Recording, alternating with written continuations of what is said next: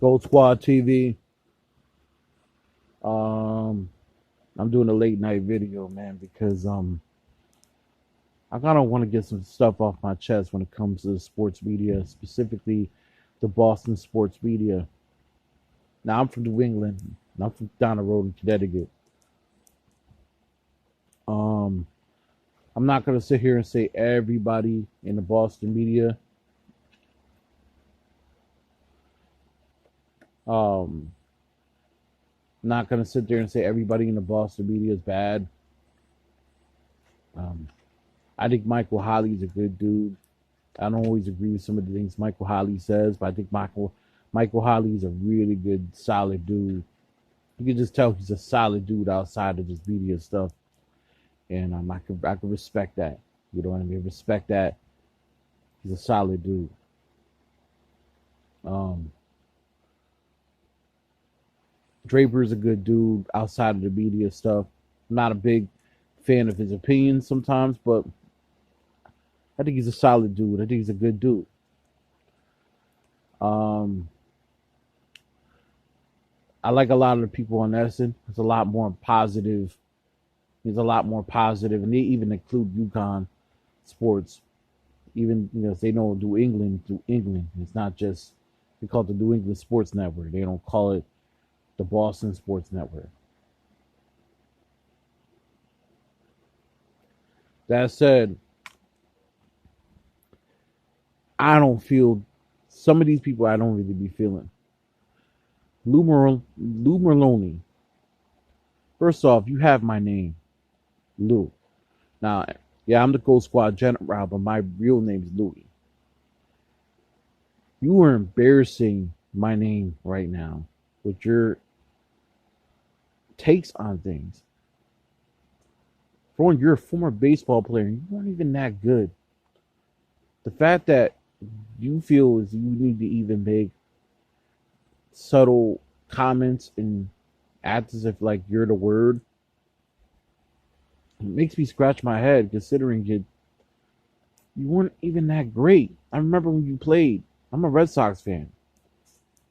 You barely were really any of a you were somebody that barely even knew in the lineup. But Nomar was there. You weren't really nobody to you were nobody that really was, lose a sleepover.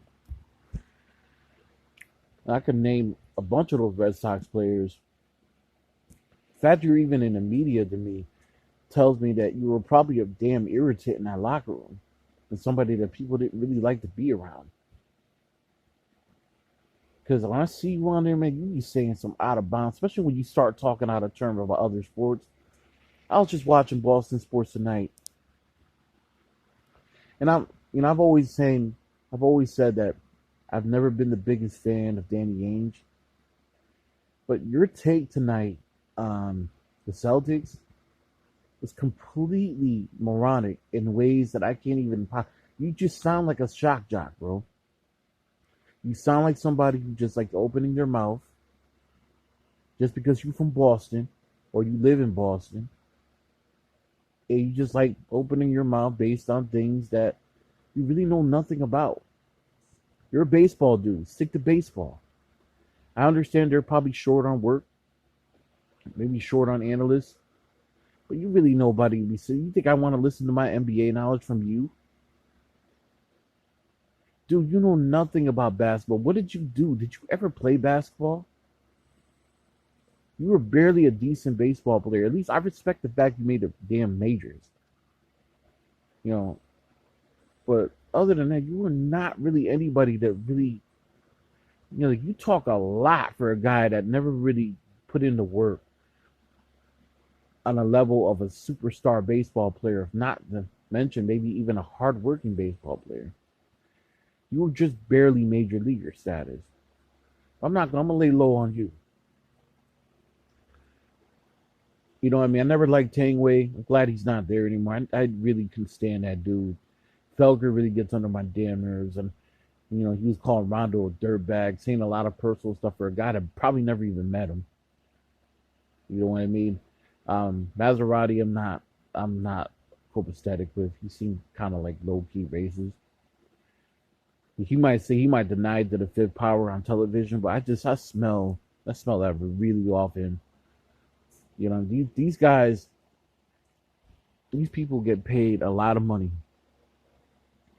to go on their shows to entertain, but I feel like they entertain the ignorant sports fan. They just go on there and they scream, they yell. They're not even entertaining the right sports fan.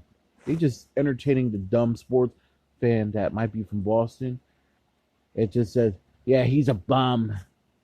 He's a wicked bum." And you don't even know why he's even saying that because he just missed like one or two shots of the game, or maybe he struck out on him. Like the typical dumb sports fan that really does not put his work into the mentality. They cater to that. Then, we get from those two morons to the Forsberg. Now Forsberg's fairly new to the scene. Um, I don't really personally have a problem with him personally. I don't know him. Doesn't really jump off the screen as being an asshole or anything. Not like Merloni and Tangway and Maserati and Felger, but man, Forsberg be off key. He just be off key sometimes, man. He's just a stand for a lot of these brand name players that Danny signed a few years ago when he went on his signing sprees that left. And we forget that Kyrie didn't want to be here to begin with and was a locker room nightmare. We forget that Hayward was brittle bones and never really impacted anything for us except against losing teams, and yet we continue to give him praise. Well, Forsberg tends to give him praise like he was a superstar when he only made one All-Star team on a contract year. Regardless of his knee injury, he was never really that good to begin with. He was always a 14 to 16 point per game guy, just borderline okay. Now somebody that was going to change life in the world of the Celtics. And when Tatum and Brown both came on the scene, I could tell you this.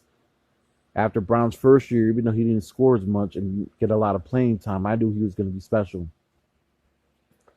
And I knew damn sure when we drafted Jason Tatum, he was going to be special. I did not understand the Gordon Hayward signing. I thought Danny got a little greedy with that. He probably felt it was an opportunity to have those two young guys learn under Gordon Hayward, with the idea eventually letting Gordon Hayward go once those two guys got to the point where they were going to be great. He didn't think they were going to ascend that quick. That said, I still get a really good feeling that guys like Forsberg aren't sold on Jaylen Brown and Jason Tatum. Forsberg and Sherrod Blakely were part of the line of people who were trying to trade Tatum and JB a year ago for AD, who didn't even want to be here. His father basically disrespected the city of Boston, disrespected the office, and disrespected everything about the Celtics organization.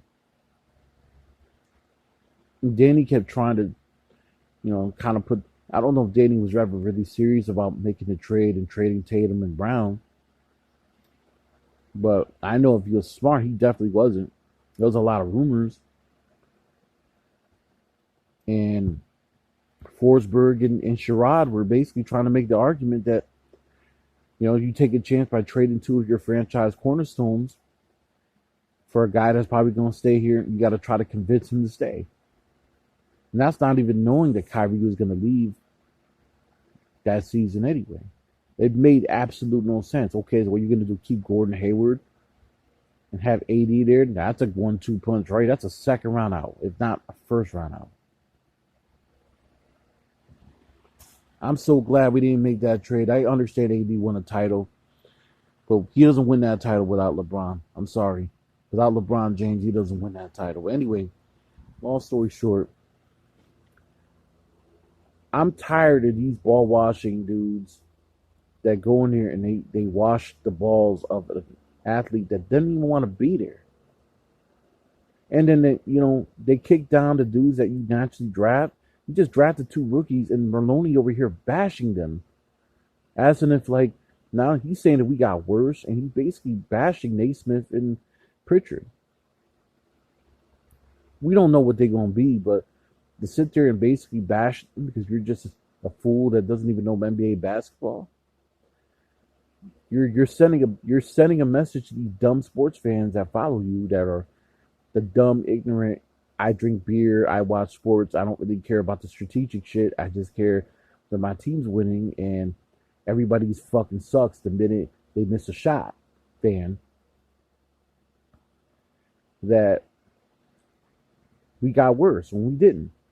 If anything, we essentially got better.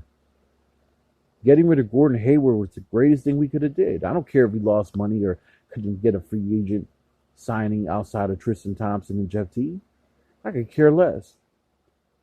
Getting rid of Gordon Hayward was the greatest thing the Celtics could have did. You don't understand how much that makes things so much easier for Jaylen Brown and Jason Tatum. And even Kemba to an extent. Now you got one less mouth to feed. You got one less mouth to feed. You got more role players. That makes for a better team. You can't have these teams that are stacked up. You're already stacked up with talent. We don't need any more guys that are going to be demanding the ball and want roles. Gordon essentially left because he knew he was never going to get past being a 16-point per game guy like he's always been.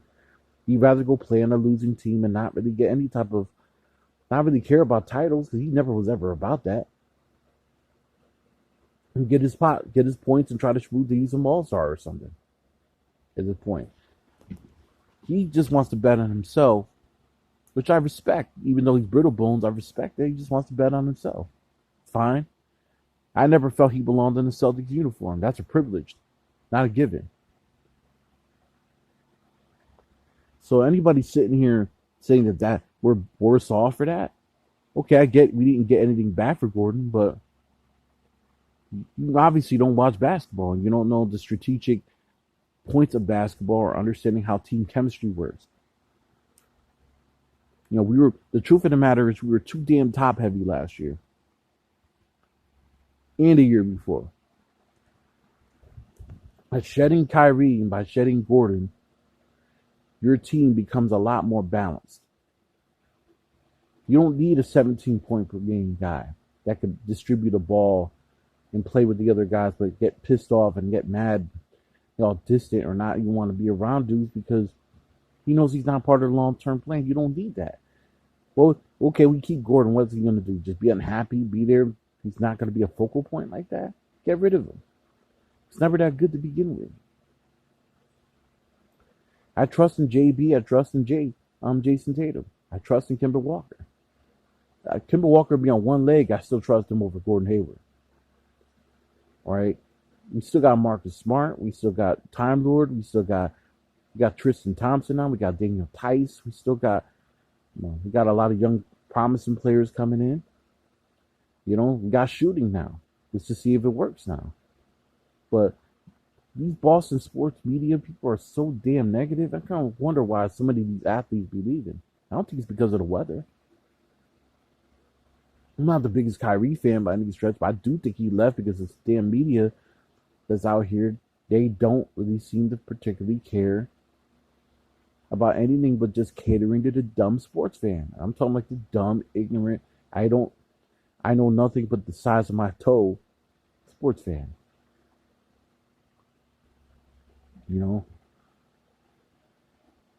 At the end of the day, it's what it is. They get paid all this money to spit all this fuckery, but that's why it's important for people like me and people who are other YouTubers like Sporting Logically, YouTubers like a Funky Diabetic, or a lot of other YouTubers are out there, whether they're small YouTubers or big YouTubers, Basketball Time Machine. I mean, I can keep naming YouTubers that really know the sport. It's important for us to be out here because we need to get people off the narrative of what the media wants to teach you. See, the regular sports media just wants to teach you just the normal things. Just the basic stuff. And that's fine. That's what they get paid to do. But we need people that really actually have a passion for the culture and the inner beings of the sport.